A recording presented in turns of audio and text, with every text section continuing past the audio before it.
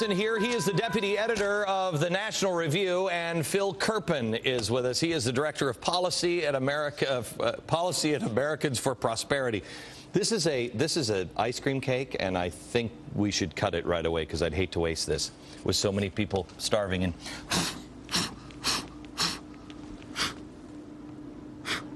in Cambodia. Okay, so let me. I want to go to let's see, Brian Dees. Back to Brian. Yeah. Brian Dees. This is a guy, America. I even made fun of him on my stage show tour because I said, this is how out of control this administration is. This is before I learned the lesson. They've just appointed somebody to restructure the American industry, the car industry, who has no experience. New York Times did a big deal on him. He's 31 years old, has no experience, even slept in his car. Right, slept in his car. That was his claim to fame. His Honda. Let's find out who he is now that we've done some research. Okay. Who is he? Well, who is he?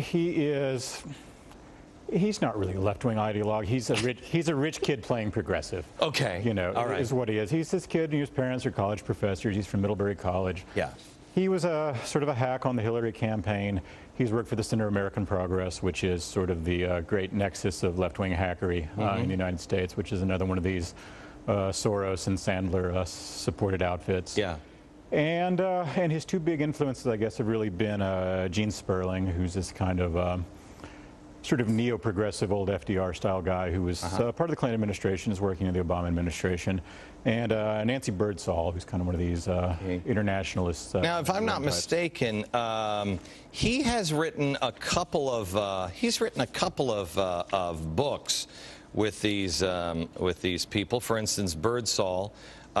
He wrote the book Delivering on Debt Relief. Yeah. Yeah. What's the point of that one? Well, I mean, that's basically has to do with implementing these UN millennial goals, which include things like, third world debt relief and things like that, which are, I mean, that's not such a big deal. That's kind of a normal thing. But also a lot of these, sort of wacky, rewriting of family law everywhere to erase any sort of, sex distinctions in the law.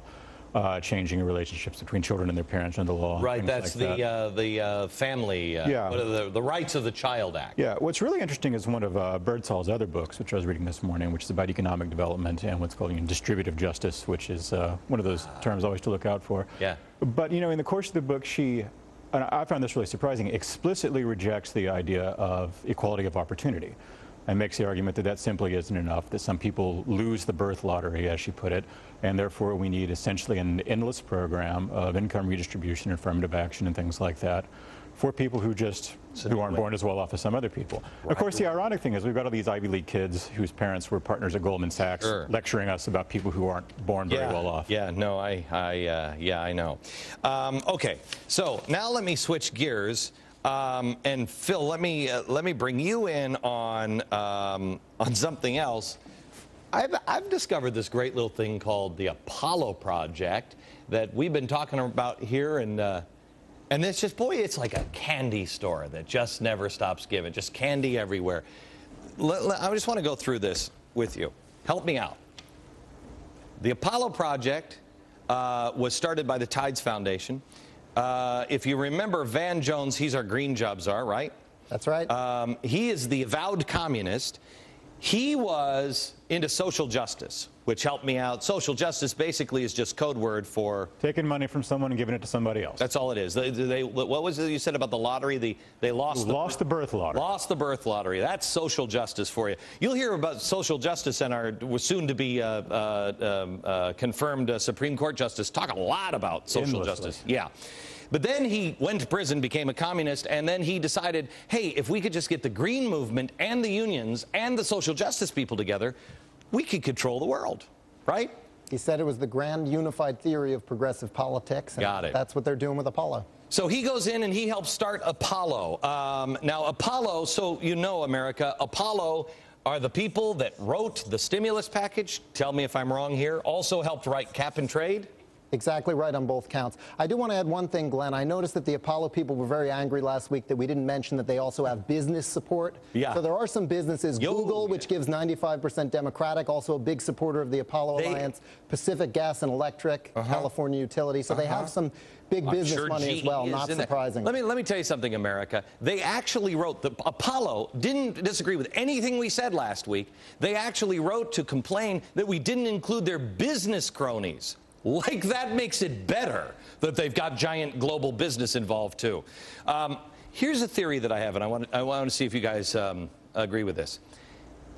Brian Deese, he comes up with the cash for clunkers, right? He's the guy who comes up with cash for clunkers. He sells it. Cash for clunkers. Okay? What is cash for clunkers? Cash for clunkers is destruction of property. That's all it is. It's destruction of assets. Yeah. It is also redistributing wealth. It's taking money from me, giving it to the government, then taking it to somebody who can't afford a new car, giving it to them. So you have social justice.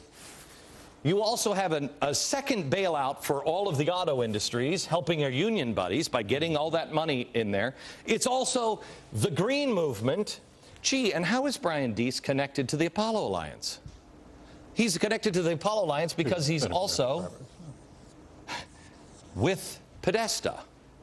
So this is so unbelievably transparent. Yeah, I mean, the amazing thing is that they're doing all of this in the open. They're putting people in the administration like Van Jones, like Brian Deese. Podesta is obviously very influential with the administration. SEIU, which is one of the major partners in the Apollo Alliance, is in to see the White House regularly on health care on an almost daily basis. It's all right in front of us. Who is this?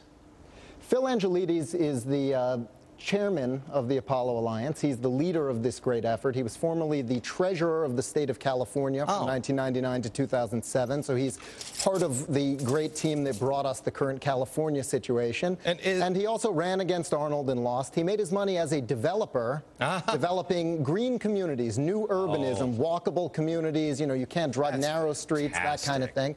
And now he's got a company that retrofits buildings. So he stands to make quite a fortune if something like cap and trade. That's fantastic. And it's fantastic. He's also the head of the Financial Crisis Inquiry Commission. Congress has just put him, the former Treasury of California and head of Apollo, as the guy who's going to tell us how the hell our economy fell apart.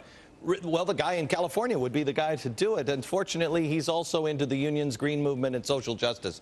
This is the head. This is the head. This is at least a main player of what's going on in America. And let me tell you something. I believe, America, this is probably the biggest, correct me if I'm wrong, this is the beginning, this is the portal into all of this. This is the biggest story in history. It is a hijacking of our republic. Yes or no? Absolutely. I think you're right, and the amazing thing to me is that they're so brazen. You've got Center for American Progress saying that the real people who are protesting town halls, they're fake, they're phony, but Center for American Progress with George Soros money, with Apollo Alliance hiding the rest of it, they're real. That's why they don't see people on the streets as real people, because there are no real people doing this stuff. Yeah. This is gigantic money. And let me tell you something, America. Nobody is doing this stuff on television. I don't know why. This is the biggest story in American history. It is a hijacking of our country. Maybe you should ask the other news sources all around why their networks aren't covering this. Why is nobody doing this? Why is nobody looking into this? Why is no one asking the question? Maybe it just turns out to be just phantoms. I don't know. But it sure doesn't seem right. Maybe somebody should start asking questions.